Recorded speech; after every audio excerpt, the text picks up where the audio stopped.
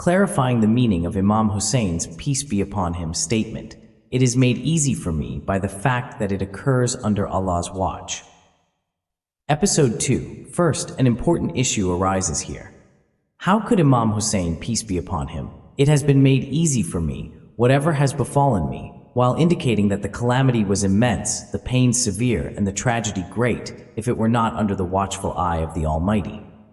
Especially when his companions were rushing towards their deaths, each assuring the other of paradise, and Imam Hussain, peace be upon him, told the women of the al-Bayt about Ali al-Akbar at the farewell, "Let him be, for he longs to meet his Lord."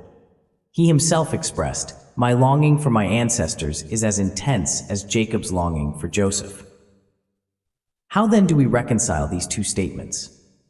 The words of the great ones contain no flattery, exaggeration, or omission. They always reveal the truth. When Imam Hussain, peace be upon him, says, "It has been made easy for me," he is not exaggerating.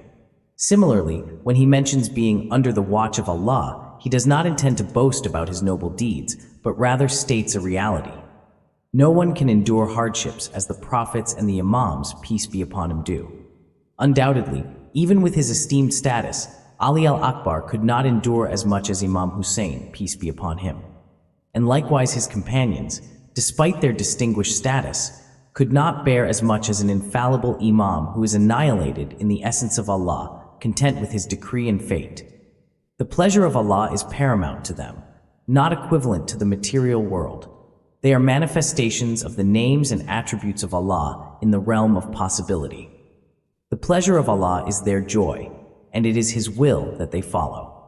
However, we must not forget that physical and emotional pain remains real, even for an infallible being. We cannot deny the pain of wounds, the strikes of swords, and the emotional moments that would overwhelm an ordinary person. How then does it impact an Imam whose heart is filled with love even for his enemies, let alone his family, his son, and his companions? Thus, we say the calamity is immense and the pain is great, but because it is under the divine watch of Allah, it becomes bearable. They live in the divine presence, embody His names and attributes, and thus embody patience, knowledge, faith, and determination. For among Allah's attributes is patience, and as they manifest His names, they become beautifully patient. Allah is the true believer, and thus they embody faith, which grants them the ornaments of tranquility and dignity. We will continue to explain these profound words in the next episode, God willing. You've been with the Sacred Narratives Hub by Mansour Shoberi.